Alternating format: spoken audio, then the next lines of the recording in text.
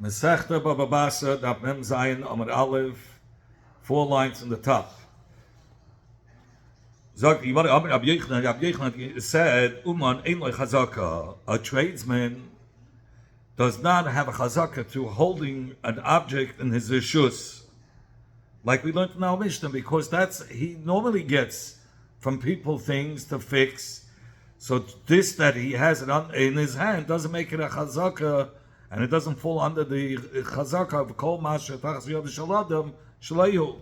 That anything that's in the hand of a person, it's his. That's not it, because normally a tradesman, it has other people's stuff. Ben Uman, but what's if it's the son of Uman who's not a tradesman? Yesh le chazaka. He will have a chazaka. Odis, a sharecropper ain't a chazaka. A sharecropper doesn't have a chazaka by eating in the field because he has shares in it, either a quarter or a half of the produce goes to him. That's why he's in the field. So being there in the 3 years doesn't make it a chazaka, because he's normally there. The balabas won't be meicha because he's normally there. Ben Aris, the son of Aris, who's not normally who's not a sharecropper, yesh chazaka. If he was there for 3 years, then the owner should have been meicha. And by not being meicha, it is a chazaka. Gazlan uben gazlan, a gazlan, a thief, or the son of a thief. They do not have chazaka in a person's property just by being there for 3 years. Ben b'nai shel gazlan, but what if it's the grandson of a gazlan? Yesh le chazaka. He does have a chazaka because why? Okay, so the Gemara is going to explain. Hey chidami, how is the case talking about? If it's talking about a case where the children are tining, that they have ownership on this property from the koich of their father. So they're tining, we're here 3 years, and we inherited our father. So says the Gemara, how could it's a chazak she'eni mo taina? A chazak can only help if you have a taina.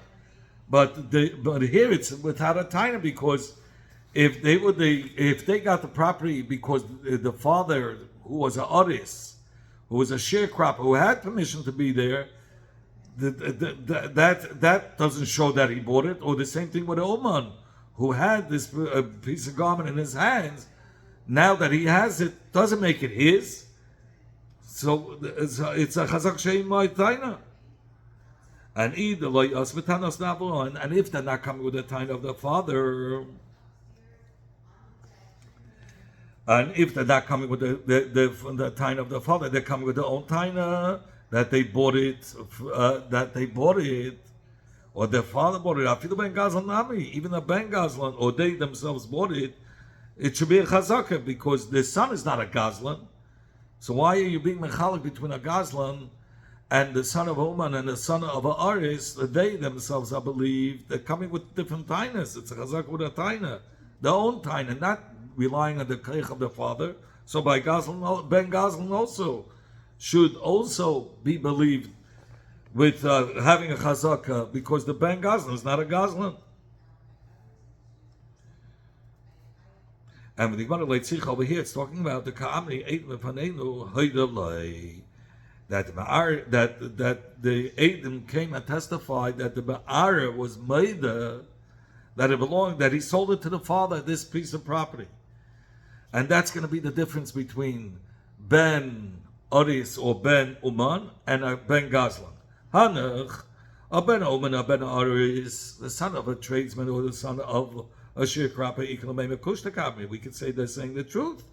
That their father, that the Edom testified in front of us, that the Ma'ara either was made that he sold it to the father or he gave it to the father. And they had 3 years of chazaka. That's a chazak sheish b'tayna. Hi, but the ben of the gazlan, even if the ma'ar was made in front of their father that he sold his property, that's not going to be proof that it was sold. Like Rav Kahana said, if not for the original Bailam being made to the gazlan, if he wouldn't be Maida, the original owner to the Gazlan, he would have problems. Have a mamte lei ulechamrei l'shachva. he would snitch, make up bullying on this person. He threatened him that if you don't give me the property and you're not going to be made in front of these people that you sold it to me, I'm going to have you and your donkey given over to the government by making up lilis, bullying. That's why he was afraid. So there's no proof that there are Edom that testified that the Ma'ara, the original owner, was made to the Gazlan, because he was afraid, he was petrified. And that's why he gave it to him. That's why he was made that he sold it to him. So it's no raya that from the Ben Gazlan, that his father, being that there were Edom that testified that the original owner was made to the father, it belongs to the father. No, the original owner was afraid, and that's why he admitted. Rava had said, Rava said at times, even the grandson of a Gazlan who doesn't have a chazaka. How's the case talking about? He comes with a taina saying that, listen, my father inherited from his father, who was a Gazlan, and I inherited from my father. So he says, if he's coming Mekayach from the grandfather who was a Gazlan, then it's not going to be a chazaka with a taina. The taina is not a taina because you can't make a chazaka based on the taina that it came Mekayach from the grandfather who was a Gazlan, who his father inherited from him and he inherited from him.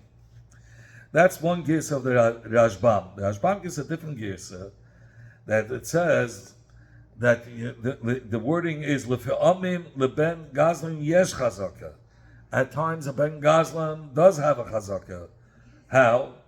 That he says that he knows that his father's taka was a Gazlan, but his father inherited from the grandfather who was not a Gazlan. So even though the father was a Gazlan, but if we know for a fact that it came from the grandfather and the grandson had a chazaka, then the chazaka will be a chazaka. That's according to the second girsa.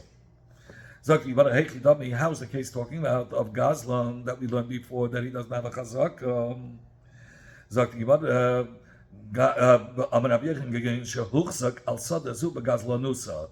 That it's known to us that he specifically stole a specific field. He stole that specific field. We know that. Which field? The field that the son is sitting in now. And even though he's sitting 3 years of chazaka and the owners didn't make him hacha, and he tainas that after the Gzela he went back, the Gazlan says he went back and he paid for it. Nevertheless, the son, the tining that his father Taka stole it, then later on gave it, offering, bought it from him. He doesn't have chazaka, since the owners are afraid to say otherwise. Rav Chisda says he's going to base plainly. It's for instance, this Gazlan comes from a specific family or a dangerous family. That they kill people when it comes to money dealings. Such a Gazlan doesn't have a chazaka in any field. And the Gemara says that Rav Yechon and Rav Chisda are not arguing. The Rashbam says each one is just choosing a different case. Rav Yechon is talking about that this field we know for sure, specific field was stolen. It's just that the son is saying that the father went back and bought it, so we're not going to trust that taina with his chazaka. And Rav Chisda gave a different case. We're talking about a danger from a dangerous family that they kill people, and it doesn't have to be this specific field. Any field, they won't be trusted with taina that they bought it because everybody's afraid to not to admit that they gave it to this person, that they sold it to this Gazlan. Everybody's afraid of them. A tradesman doesn't have a chazaka. But what if he stopped his trade? Then the halacha is that he can make a chazaka, even those objects or those clothing that he has left over from the time when he was a tradesman. But if a long time had passed, where it's not reasonable by them to leave it there, and after that he still had it, it's a chazaka. sell to other same like chazaka. A sharecropper doesn't have chazaka. If he stopped doing his work, he stopped becoming artist, or in this field he stopped becoming artist. Either one, and now he comes back to this field. Let's say even to this field, and he's making chazaka in this field. It'll be a chazaka, even in the field that he originally was an artist. It'll be a chazaka. Bein shechalak. A son that's separated from the father, and he's not.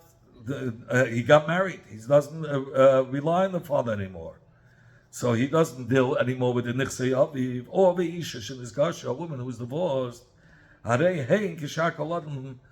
are like any stranger who may go into a field and have 3 years of chazaka. That will be a chazaka. So he says normally we said in the Mishnah, Ben doesn't have chazaka if he's eating in the paytas of his father's field because that his father allows him, or Isha eating in the nichsei baila, that's normal. But if she's divorced and the Ben is no more leaning on the father to have to live off, so to be there for 3 years and even though he's married, the father would surely have made a machal. So by him sitting there 3 years, it's chazaka. Sagt die Gemara, I understand the chidush of telling me that a ben that was separated from his father and married into the married a woman, and he's separated now. He's not leaning on the father's property. Itzich, I still needed the Mishnah to tell us this. I would have thought that the father had forgiven him if he ate from his father's fields. So Kamash Malandaloi, therefore the Bryce is coming to teach us, no. If the Ben ate a little bit of hashtayah, but for 3 years, and he's already married, and he doesn't have to lean on the father's property, the father for sure would have been meicha. From this, that the father wants a meicha is taka chazaka. That's a chiddush. Elisha should is gasha pshita. A woman who was divorced, he hates her. So why would he allow her to be in the field? Of course not. It surely should. If she was there for 3 years, it should be a chazaka. What's the chiddush? So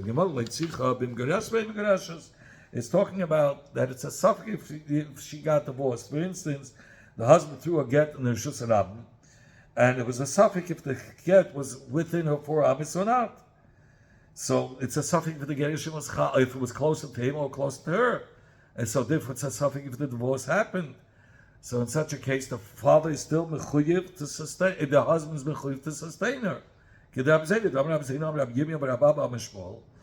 Like Rab Zega said in the name of Rab Yimin, the son of Rab in the name of Shmuel.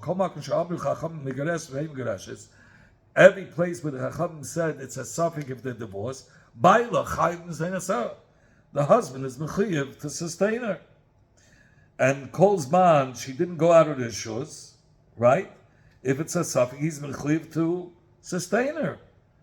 So maybe that's why it should be chazaka by her eating in this field. So he's telling us, no, that the Baal, for sure, is not allowing her to eat in the field. The Baal, for sure, we know, hates her and wants to divorce her. And we know for a fact that he wouldn't even give her till Bezdin, she'll come and demand in Bezdin. And even that, he would give just a certain amount. He would never allow her freely into the field and be there for 3 years. Rav Nachman said, Huna had said, it doesn't say Rav Huna because it says Rav Nachman was the Chava of Rav Huna, and he would call him Huna without saying Rav.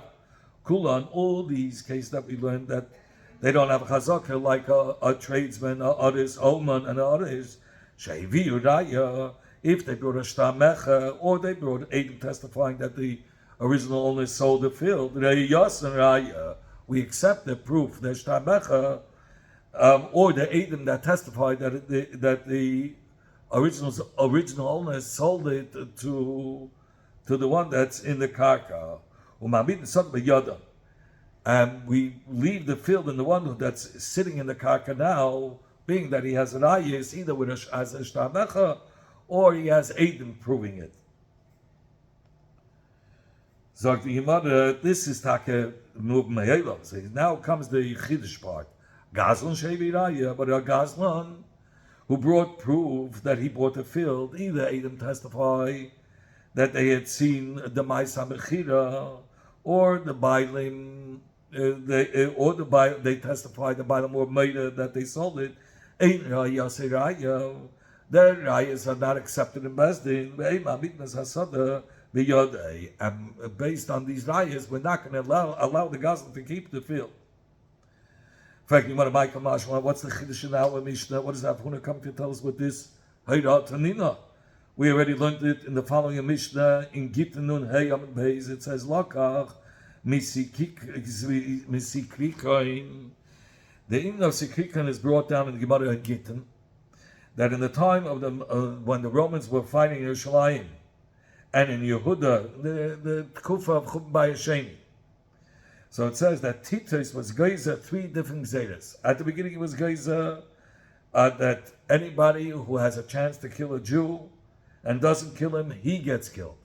Then he cooled down on his Gzeira. There's 2 Yesais, that whoever kills a Jew will have to pay 4 Zuzim, or Farket, he will be paid 4 Zuzim. So in those 2 Zmanim, if a Yid gave away his field, he gave it away wholeheartedly. We say it was Government Libay, because he doesn't want to get killed. He's giving it in exchange for his life. But once the war ended and the Romans won, he placed the Gzeira that it's forbidden to kill a Jew, and whoever kills a Jew will be killed himself. So at that time, if Goy forced it out of Yid, so then the Yid who gave it to him wasn't Gomer V'Daita, so it wasn't Gomer V'Daita to sell it to him, because he knew he's not going to get killed for it. He knew he'll be able to go in Bezdin later, or courts later, to try to retrieve his field. So over there, it's not going to be a chazaka that it's his field. So why does Avhuna have to teach us this a second time? We know that the raya is not going to be a raya at the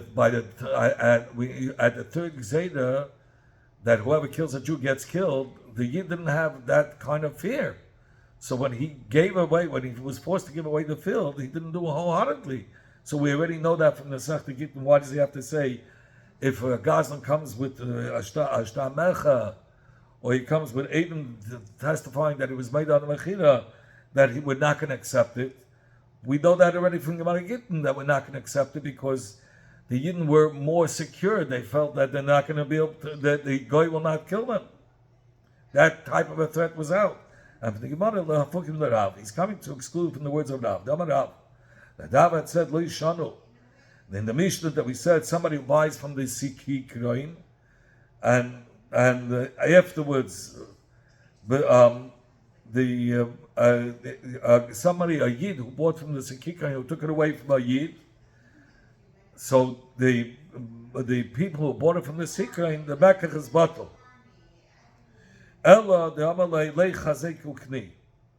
It's talking about, Rav said, we only learned in the Mishnah that it's going to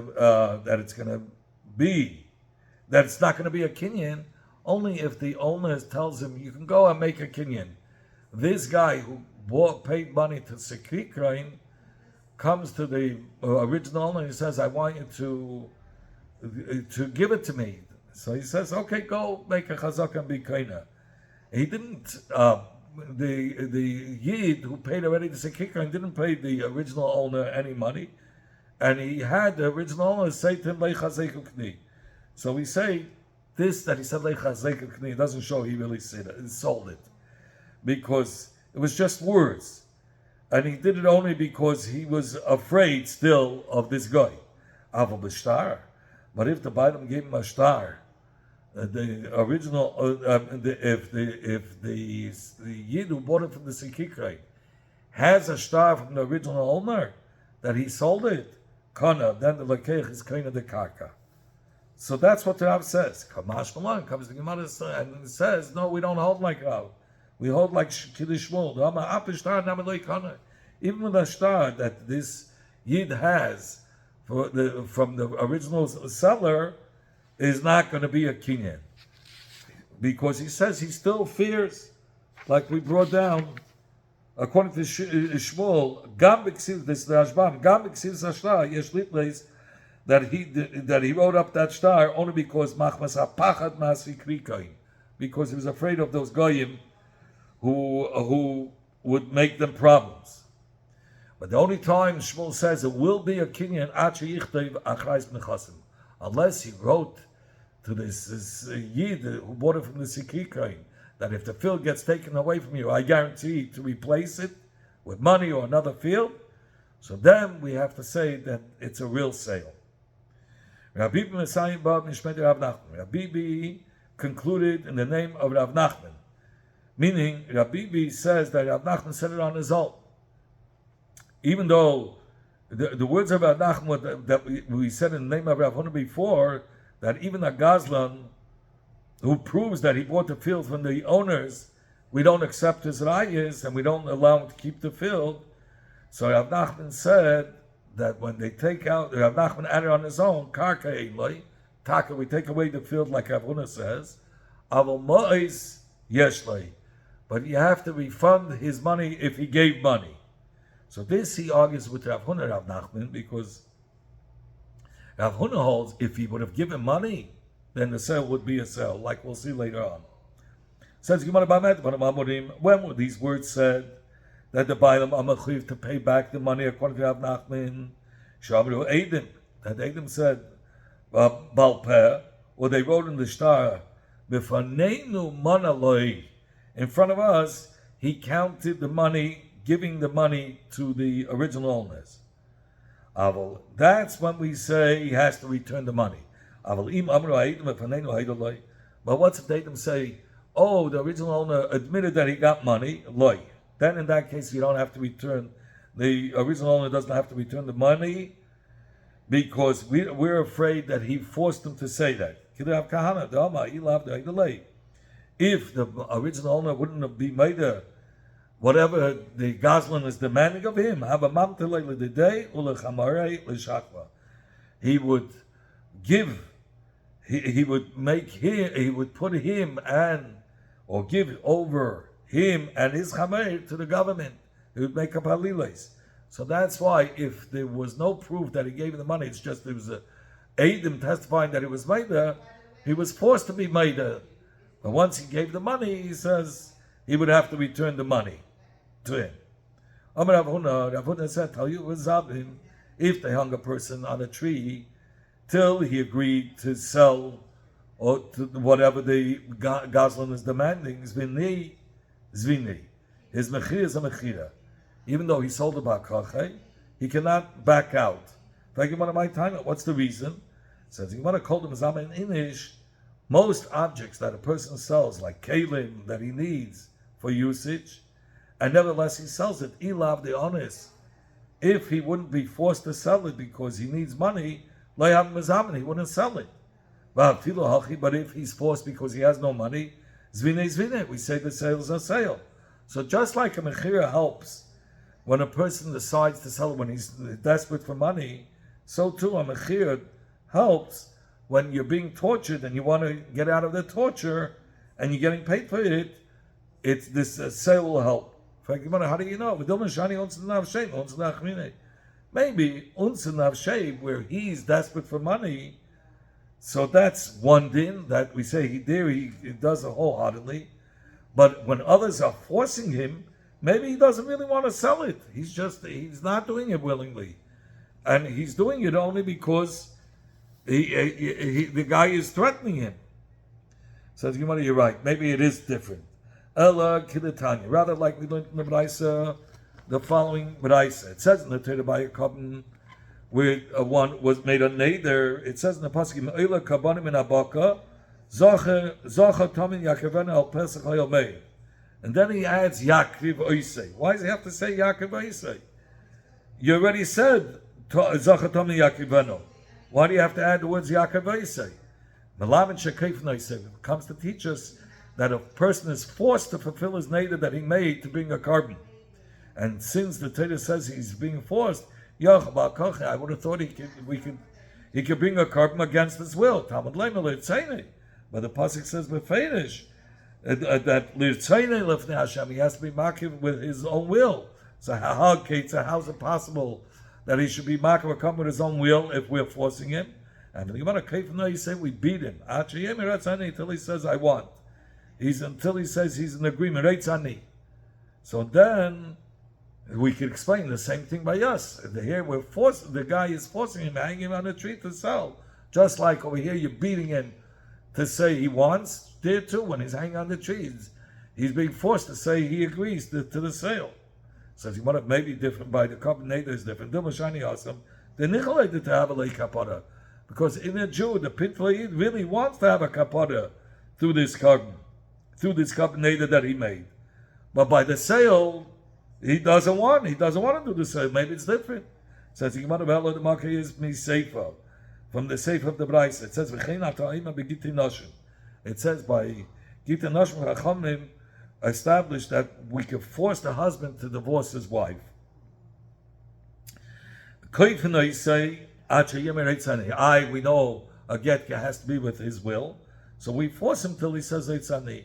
So just like we force him there, but if you force him again, he has to want, because by a get it says Venas Miyada, it has to come. It's mashman that he has to give it on his own will. So how is he going to give it on his own will? So it says that we beat him till he says he wants. So you see from here that you can beat him till he says he wants. So here also on the tree, when they hang him, the Gazlanim hang on the tree till he agrees to the sale, it's considered as a sale. Says maybe by a get is different. The mitzvah, there's a mitzvah l'shmeila divrei chachamim, to listen to the words of the chachamim. So there might be his inner will is really at the end when he does it. He's doing it wholeheartedly because he wants to fulfill the mitzvah that was placed upon him. But when you're forcing him on something that's not a dvar mitzvah, like to sell a field, maybe he doesn't want to really sell it wholeheartedly. And the Gemara Ella, Yavuna holds Svaruhu Agav Unse Gomo Makne. Only it's a svara that if he's being forced and he's getting paid for it, so then we consider these two things makes it in Alpi Svaras us say that he was Mekabel Belev Shalom, since he wants to get out of the punishment, and plus he's getting paid these two items, that could make it considered as if he did a Belev Shalom.